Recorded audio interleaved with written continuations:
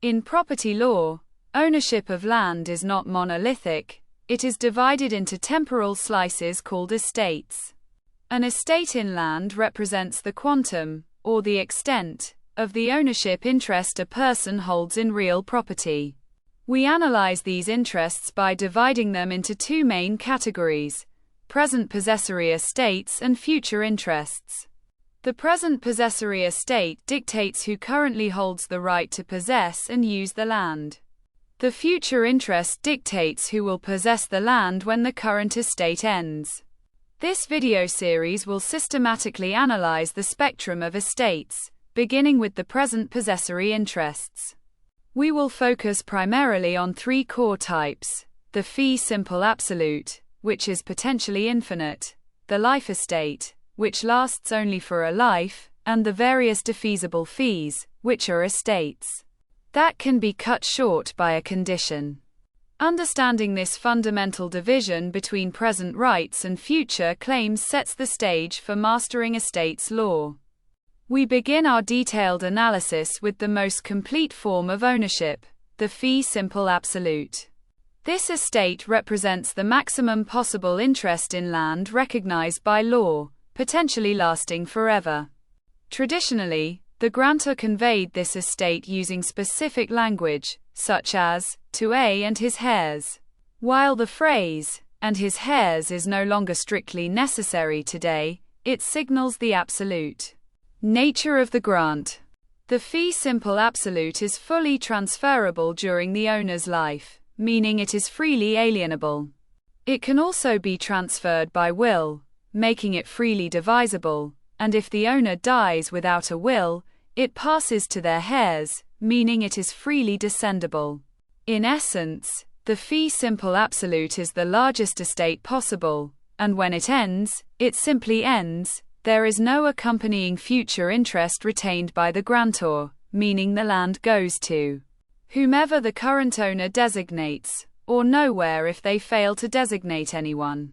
However, we must remember that not every estate is destined to last forever, which leads us next to estates measured by human life. Unlike the fee simple absolute, which can last forever, the next estate we examine is inherently limited by human lifespan, the life estate. A life estate is an estate measured by the life of one or more persons. If measured by the life of someone other than the grantee, we briefly call this an estate per orta vie, meaning for the life of another.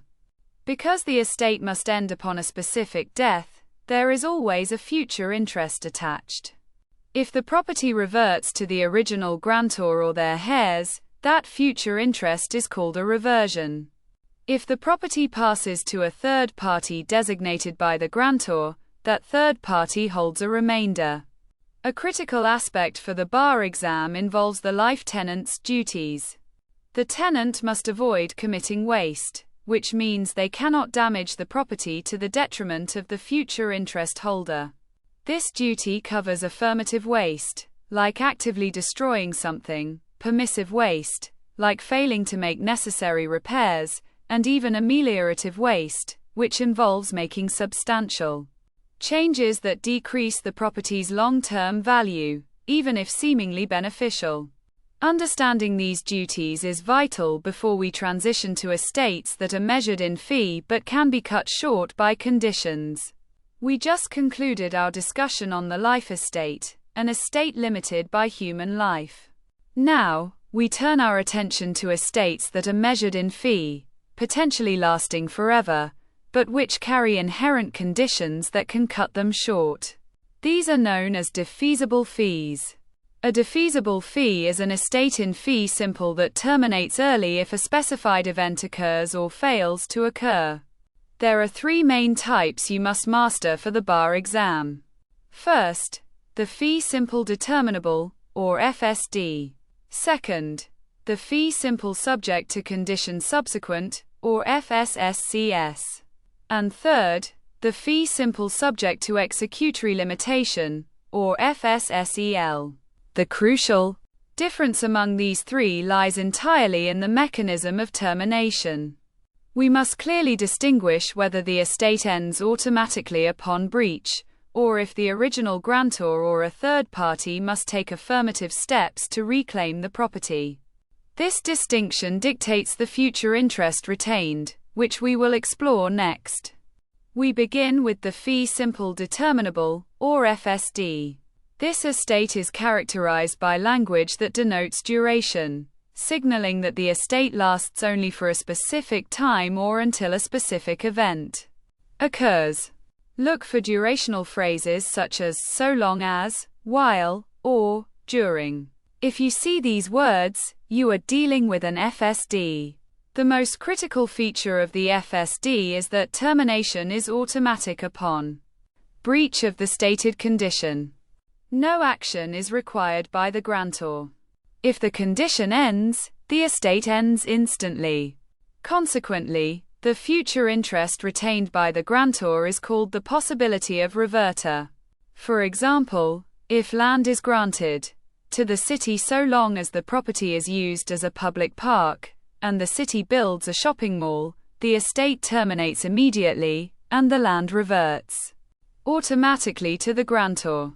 This automatic nature is the hallmark of the FSD. Next, we will see how this differs sharply from the next estate, where the grantor must actively choose to reclaim the property.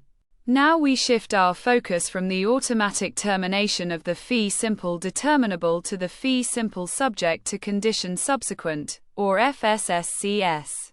The key difference here lies in the grantor's required response. For an FSSCS, look for language that signals a right to retake upon condition breach, such as provided that, but if, or, on condition that. Crucially, termination under an FSSCS is not automatic. When the condition is breached, the estate does not end instantly. Instead, the grantor retains a future interest called the right of entry, sometimes referred to as the power of termination. The grantor must take affirmative action to reclaim the property. They must formally exercise this right of entry. If the grantor waits too long or fails to act promptly after the breach, the condition may be deemed waived, and the grantee's estate will continue indefinitely. Remember this distinction. Fee simple determinable terminates automatically. Fee simple subject to condition subsequent requires the grantor to actively enforce their right of entry. We have now covered estates that revert to the grantor upon breach. Let us turn our attention to the final and often trickiest defeasible fee, the fee simple subject to executory limitation, or FSSEL. The FSSEL shares a crucial feature with the fee simple determinable. Termination upon condition breach is automatic. However, the critical difference lies in where the property goes next. Instead of reverting back to the grantor, the estate automatically shifts immediately to a designated third party. This third party holds what is known as a shifting executory interest. This interest is designed to cut short the prior estate. Consider this example. Grantor conveys to A, but if or ever uses the property for commercial purposes, then to B. If A opens a store, A's estate ends instantly, and B immediately owns the land. A's estate is cut short, and ownership shifts directly to B. This mechanism, automatic termination followed by a transfer to a third party, is the hallmark of the fee simple subject to executory limitation, making it a frequent source of confusion on the bar exam. Now that we have analyzed the three distinct defeasible fees, fee simple determinable, fee simple subject to condition subsequent, and fee simple subject to executory limitation, it is time to consolidate this knowledge. For maximum retention and success on the uniform bar examination, we must compare them directly. The following chart summarizes the critical distinctions across the required language, the termination mechanism, and the resulting future interest. Notice how the granting language dictates everything that follows. If the language implies duration, termination is automatic. If the language implies a condition followed by a right to re-enter, affirmative action is required by the grantor. If the language shifts ownership to a third party, termination is automatic. The single most important takeaway here is correctly identifying the future interest, as this determines who owns the property next upon breach. Mastering this comparative chart is absolutely key to conquering all defeasible fee questions. We have now completed our comprehensive analysis of the major present possessory estates.